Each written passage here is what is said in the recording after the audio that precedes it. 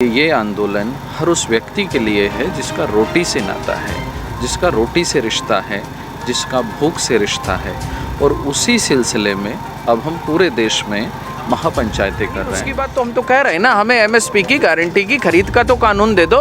हमारी फसल प्राइवेट खरीदे, हमारी फसल सरकार खरीदे, हमारी फसल काला चोर खरीदे, हमें इससे कोई मतलब नहीं है, लेकिन हमारी फसल एमएसपी पर खरीदी जानी चाहिए।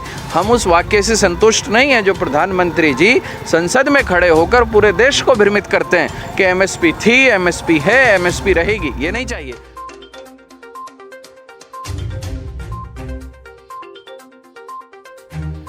नमस्कार, मैं इशात और आप देख रहे हैं पंचायत टीवी। जैसा कि आप लोग जानते हैं कि किसान आंदोलन को लगभग 100 दिनों से ज़्यादा हो चुके हैं। इस आंदोलन की आगे की रणनीति क्या है, देश भर में इस आंदोलन को लेकर कैसा माहौल है और भारतीय किसान यूनियन आगे किस दिशा में जाने वाला है। मेरे साथ मौजूद हैं भारतीय किसान यूनियन असली के अध्यक्ष हरीश हूँ। हम उनसे बात करेंगे और जानेंगे कि इस आंदोलन में आगे अब क्या होने वाला है। सर बताइए। धन्यवाद। सबसे पहले मैं आपको करेक्ट कर दूं, मैं भारतीय किसान यूनियन अराजनीतिक असली का प्रवक्ता हूं, अध्यक्ष नहीं। हमारे अध्यक्ष हैं चौधरी हरपाल सिंह बिलारी। और जहां तक हमारे आंदोलन की बात है तो ये आंदोलन अब जन आंदोलन बन चुका है। पूरे देश में संयुक्त किसान मोर्चा जो पंचायतें कर रहा है उसका ये प्रभाव है कि जन आंदोलन ये बन चुका है। क्योंकि हम पहले दिन से कह रहे थे कि ये आंदोलन हर उस व्यक्ति के लिए है जिसका रोटी से नाता है, जिसका रोटी से रिश्ता है, जिसका भूख से रिश्ता है। और उसी सिलसिले में अब हम पूरे देश में महापंचायतें कर रहे हैं। 6 मार्च, जो 6 मार्च आ रहा है 2 दिन बाद, हमारी महापंचायत है अमरोहा में। रजबपुर एक स्थान है अमरोहा में, वहाँ है। और संयुक्त किसान मोर्चे के सभी वरिष्ठ साथी वहाँ पहुँच रहे हैं, चाहे वो चड़ूनी साहब हों, चाहे वो राज्यपाल जी हों, चाहे वो योगेंद्र सिंह उगराहा हों। और इस महापंचायत के जो आयोजक हैं वो हैं चौधरी हरपाल सिंह बिलारी, जैसा मैंने अभी बताया, जो हमारे राष्ट्रीय अध्यक्ष हैं। रही बात आंदोलन की, तो ये आंदोलन दिन प्रतिदिन मजबूत हो रहा है। दिल्ली की सीमाओं से अब ये आंदोलन शहर शहर, गांव-गांव और घर घर तक पहुंच गया है। ये बताइए कि लगातार ये खबरें आ रही हैं कि बहुत सारे किसान संगठन इस आंदोलन का विरोध कर रहे हैं और एक संगठन ने तो अल्टीमेटम भी दिया कि हम गाज़ीपुर बॉर्डर खाली कराने आ रहे हैं। इसको लेके आपका क्या कहना है? देखो, किसी भी किसान संगठन ने, किसान संगठन का मतलब है जो किसान के हितों के लिए लड़े, किसान के हितों की रक्षा करे। ऐसा कोई संगठन नहीं है जो इस आंदोलन के साथ नहीं है। सब इस आंदोलन के साथ खड़े हैं। हाँ, हो सकते हैं कुछ 1-2 असामाजिक तत्व जो इस आंदोलन का विरोध कर रहे हों, जो सरकार की गोद में बैठकर अपना आनंद का जीवन जीना चाहते हैं, सरकार के लिए तालियां बजाना जानते हैं, या कुछ मीडिया के लोग होंगे। लेकिन ऐसा तो एक भी संगठन नहीं है। मैं आपको यहाँ तक बता दूं कि भारतीय जनता पार्टी का जो किसान संगठन है वो भी इन 3 बिलों का समर्थन नहीं करता। वो भी ये कहता है कि ये 3 बिल किसान के हित में नहीं हैं, किसान का विनाश करने वाले बिल हैं। तो ऐसा कोई संगठन नहीं है। और रही अल्टीमेटम की बात, तो ये तो अल्टीमेटम हम पिछले 100 दिन से रोज़ देख रहे हैं। नहीं, मान लीजिए अगर आ जाए बहुत सारे लोग आंदोलन को खाली करवाने के लिए, तो उसके लेके आपकी क्या तैयारी है? हमारी क्या तैयारी है? जब इस स्थान को सरकार खाली नहीं करा सकी 28 तारीख को, तो 2-4 लोग आके क्या कराएंगे? कोई नहीं करा सकता। किसी में अभी इतनी सामर्थ्य नहीं है जो किसान की एकता को हरा सके, किसान के हौसलों को तोड़ सके। ये बताइए कि अभी तो गर्मी आने वाली है और अब लगातार गर्मी बढ़ रही है। क्या तैयारी है आपकी एक प्रवक्ता होने के नाते भारतीय किसान? जिस तरह गर्मी से हम आज तक निपटे हैं अपने जीवन में, हर वर्ष हमने ये मौसम का चक्र देखा है। ये जो ऋतुएं हैं ये तो बदलती हैं। जिस तरह से हम गर्मी से अपने घरों में अपनी आप की रक्षा करते हैं, अपनी खेती का काम भी करते हैं, जंगल भी जाते हैं, तो उसी तरह से यहाँ रहेंगे। यहाँ भी कमी किस चीज़ की है? ये किसान हैं, ये जहाँ रहेगा वहाँ जीवन पैदा करना जानता है। तो यहाँ भी हमें कोई मुश्किल नहीं आने वाली है। जिस तरह की सुविधाएं हम लोग अपने घर पर रखते हैं उस तरह की सुविधाएं यहाँ रखेंगे। लेकिन सर ये बताइए कि लगातार बात हो रही है कि चंदा आधा हो गया, या फिर अब पहले जैसा माहौल था वो नहीं रहा किसान आंदोलन में।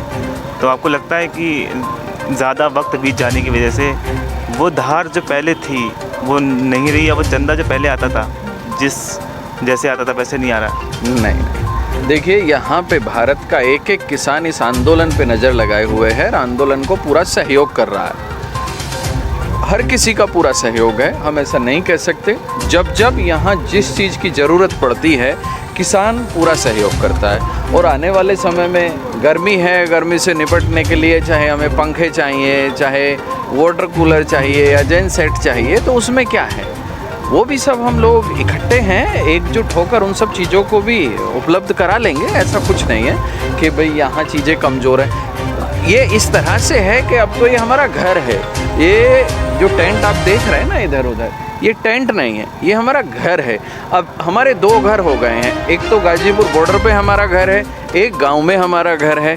तो कुछ लोग गांव वाले घर की रक्षा कर रहे हैं, वहाँ पे अपनी खेती कर रहे हैं, कुछ लोग अपने यहाँ आंदोलन को जिंदा रखे हुए हैं। तो ऐसा नहीं है कि यहाँ लोग कम हो गए। अब मैं जो ये लोग कहते हैं ना यहाँ पे लोग कम हो गए, मैं उनसे पूछना चाहता हूँ कि उनके घर में कभी ताला तो लगता होगा, तो ये कह दिया जाए घर खाली हो गया? ऐसा तो नहीं होता ना। लोग मार्केट भी जाते हैं, ऑफिस भी जाते हैं।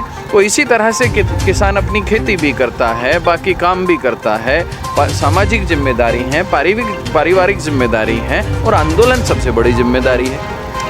ये भी खबरें आ रही हैं कि जो नेता हैं वो आंदोलन छोड़ के महापंचायत कर रहे हैं, और आंदोलन में कोई नेता नहीं है अभी। नहीं, तो महापंचायत तो आंदोलन का हिस्सा है भाई। महापंचायत आंदोलन का हिस्सा है, और महापंचायत एक माध्यम है इस आंदोलन को जन जन तक पहुंचाने के लिए। तो महापंचायत इस आंदोलन को शक्ति देने के लिए, मजबूत करने के लिए, तीखा करने के लिए, क्योंकि जो ये 3 बिल आए हैं, जो इसमें एसेंशियल कमोडिटी एक्ट है, उसमें जो अमेंडमेंट किया गया है वो सिर्फ किसानों को ही नुकसान नहीं करता, वो तो हर उस आदमी के जीवन में दखल करता है जिसका रोटी से रिश्ता है। यही तो हम आम जन तक लेके जा रहे हैं। एक सवाल कि जो पीएम मोदी ने कहा कि जो प्राइवेटाइजेशन अगर कृषि में आएगा तो वो कृषि के लिए फ़ायदा ही होगा, आपको लगता है ऐसा? हाँ, मैं तो प्रधानमंत्री मोदी जी से और आपसे दोनों से पूछना चाहता हूँ कि भारत में न जाने कितने ऐसे विभाग हैं जो प्राइवेटाइजेशन हो गए।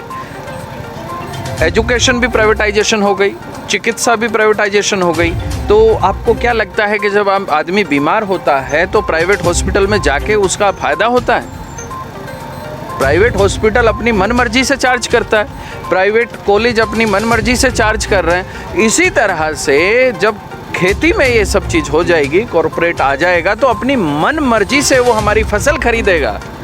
जिस तरह से आज प्राइवेटाइजेशन एजुकेशन में है और एजुकेशन में वो अपनी मन मर्जी से फीस ले रहे हैं बढ़ा के, इसी तरह से चिकित्सा में ये हाल है कि डॉक्टर्स और प्राइवेट हॉस्पिटल अपनी मन मर्जी से फीस ले रहे हैं। और आप बताइए, स्वयं बताइए, जब से प्राइवेट एजुकेशन आई है, सरकारी स्कूलों का क्या हाल है? वहाँ आदमी कम, कुत्ते ज़्यादा दिखाई देते हैं। सरकारी हॉस्पिटल्स का क्या हाल है? प्राइवेट हॉस्पिटल्स के सामने कोई खड़ा है, कोई जिंदा बचा है?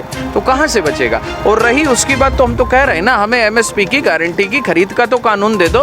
हमारी फसल प्राइवेट खरीदे, हमारी फसल सरकार खरीदे, हमारी फसल काला चोर खरीदे, हमें इससे कोई मतलब नहीं है, लेकिन हमारी फसल एमएसपी पर खरीदी जानी चाहिए। हम उस वाक्य से संतुष्ट नहीं है जो प्रधानमंत्री जी संसद में खड़े होकर पूरे देश को भ्रमित करते हैं कि एमएसपी थी, एमएसपी है, एमएसपी रहेगी। ये नहीं चाहिए। हमको चाहिए कि मेरे देश के हर किसान की फसल एमएसपी पर बिकेगी।